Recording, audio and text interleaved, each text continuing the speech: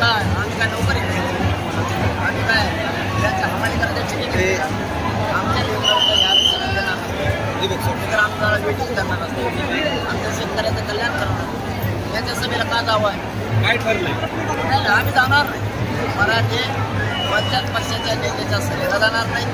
ना प्रचाराला जाणार जातील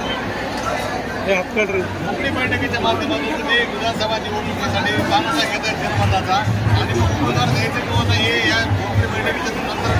नाही बाबा असं काही नाही माणूस घेत नाही काय करत नाही माझ्या समाजाला आरक्षण पाहिजे बार तेच सांगतो माझ्या समाजाला आरक्षण पाहिजे ती द्या पण राजकारणात जायचं नाही माझ्या समाजालाही जायचं नाही म्हणजे देवेंद्र फडणवीस हे आमदारांना सांगतं दरबार ते आनंद आमदार त्याच्या माध्यमातून आता कार्यक्रमाला सुरुवात केली देवेंद्र फडणवीसांना इतकं मागत पडणारे त्यांनी आता राजकारण होत घातला तिथून मागं बरेच अंतर घातले आता तो मला पाडणारे भांडण लावणारे आणि तो सभापी उधळणारे मराठी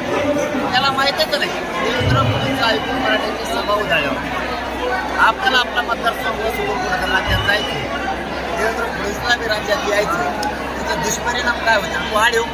त्या राऊतला मनात सभा उधळव सांगतो तुला कसं कचका असतो मराठ्यात